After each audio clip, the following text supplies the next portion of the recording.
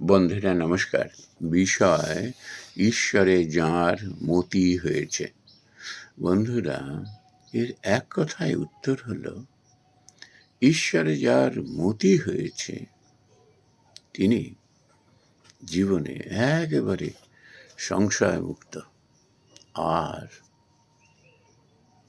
তার জীবন হতে সমস্ত মোহ মায়া নষ্ট হয়ে যায়। জীবনের লক্ষ্য কি সেটি তিনি বুঝতে পারেন, আর পরম শান্তিতে ইহজগৎ থেকে পরলোকের দিকে যাবার জন্য প্রস্তুত হতে থাকেন। ভগবান তাকে আহ্বান জানান, তাকে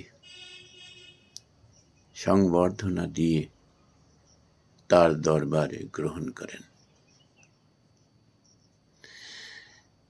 বন্ধুরা, আমি দুটি মানুষের উদাহরণ এ প্রসঙ্গে তুলে ধরব। এক গৃহী মায়ের কথা, আর এক আমরা বলি উদ্যোগপতি, এক বিজনেসম্যানের কথা। তো তার আগে এর বীজ মন্ত্রটি কোথায় লুকিয়ে আছে সে বিষয়ে একটু উল্লেখ করতে চাই। শ্রীমদ্ ভগবদ গীতায়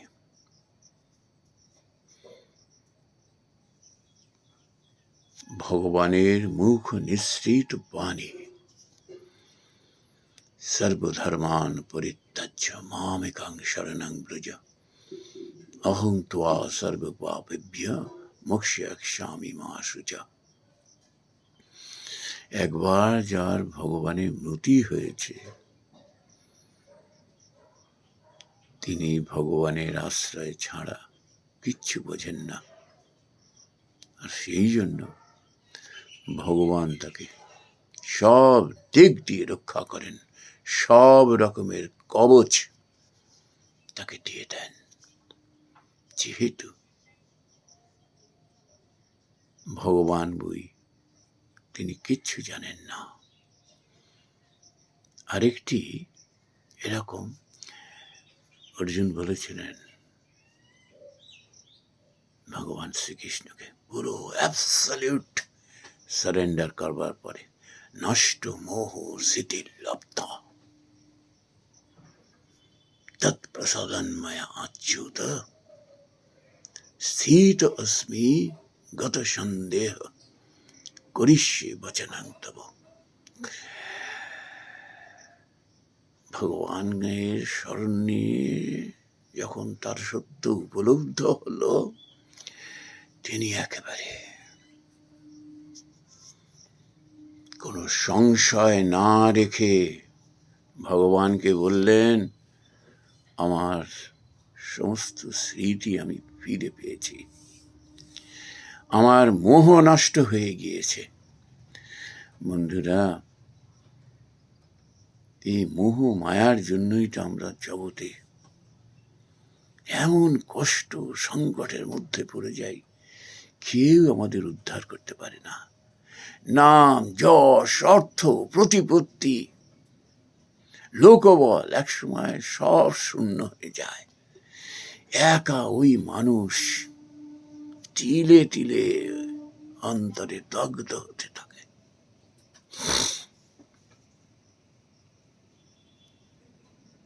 ভগবানে যাওয়ার একবার স্মরণ হয়েছে, তিনি এমন কথা বলতে পারেন।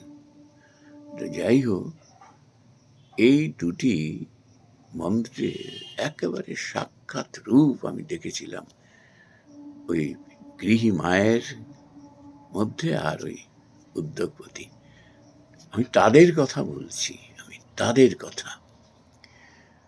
ওই মা আমাকে বলেছিলেন, আমি না তার কাজটিতে যখন যেতাম না, মনে হতো তিনি তো গৃহী নন, সাক্ষাৎ যেন ভগবতী, সাক্ষাৎ ভগবতী। আমি তাকে দেখে আমি আনন্দশ্রু সংবরণ করতে পারতাম না। তিনি আমায় এরম করে বলেছিলেন, একেবারে সাদামাটা গৃহী মানুষের মতো, দেখো বাবা, আমি সারাদিন সংসারের কাজ করতে করতে আমার সময় চলে যায়। কত অনুকূল প্রতিকূল অবস্থার সঙ্গে যুঝতে হয়। আমার মনটা পড়ে থাকে আমি কখন ভগবানের কাছে আসব, কখন তাকে নিয়ে আমি সময় কাটাবো, কখন তার সঙ্গে কথা বলবো, কখন তার নাম জপ করব,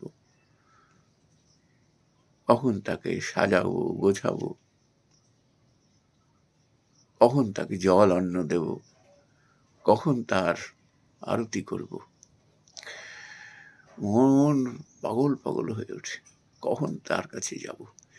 যেই মুহূর্তে তার কাছে গিয়ে বসি, দেখো অন্যের কাছে মনে হবে যেন একটা পটচিত্র, কিংবা হয়তো পাথর, কিংবা মৃন্ময়ী রূপ, কিন্তু তাকে চিন্ময়ী যদি করতে চাও, পটের মধ্যে যদি প্রাণ প্রতিষ্ঠা করতে চাও, এটি তোমার কাছে, তোমার বিশ্বাসের কাছে।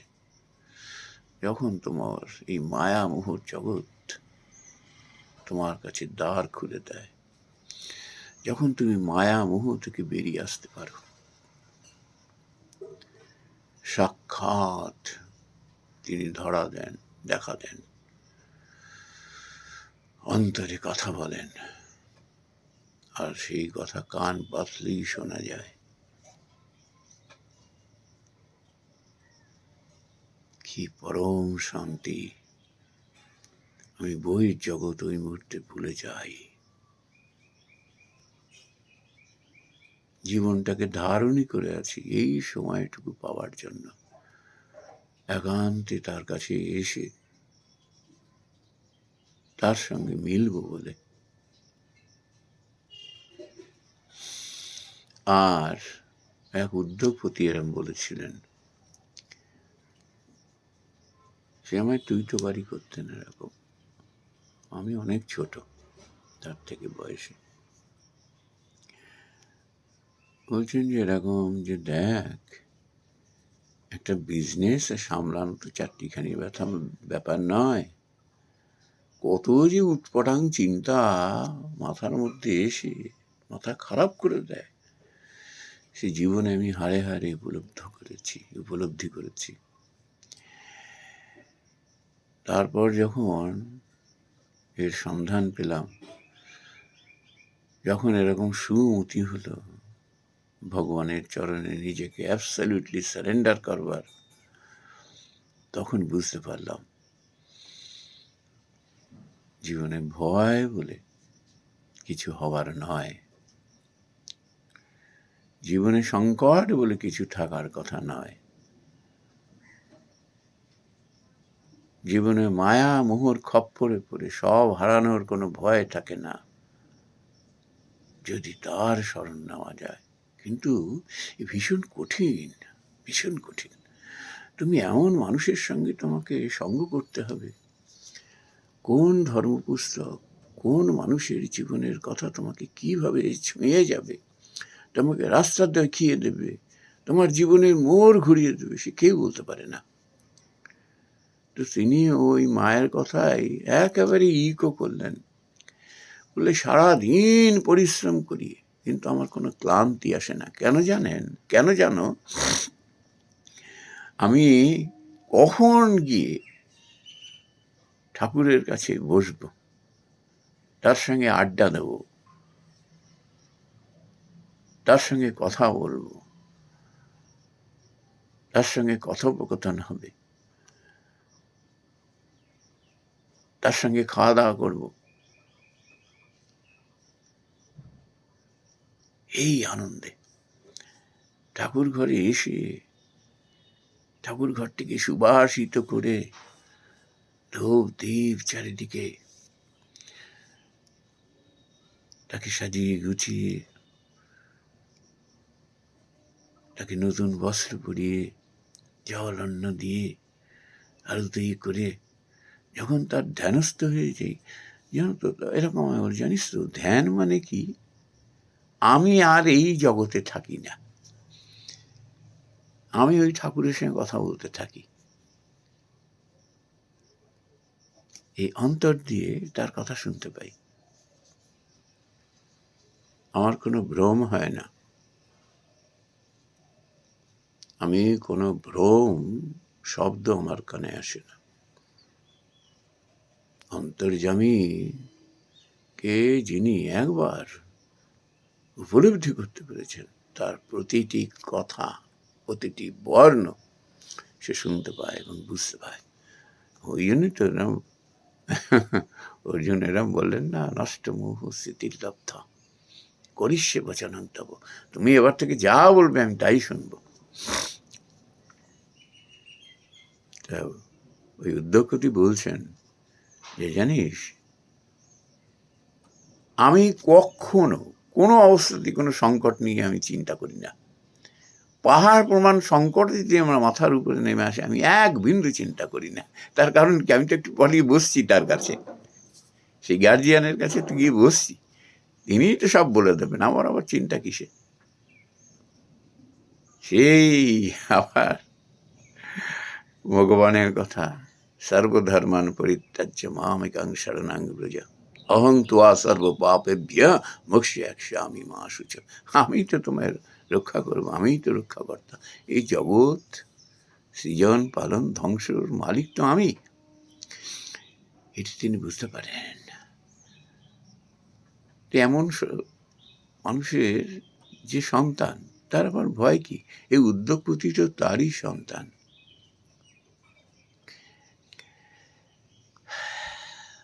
বন্ধুরা, মানব জীবনে না এটি সম্ভব, শুধু আমরা চেষ্টা করি না বলে আমরা এদের মতো হতে পারি না। বন্ধুরা, এটি যে কি চরম সত্য, যারা এই পথের পথিক তারা উপলব্ধি করতে পারেন। আমরাও পারি,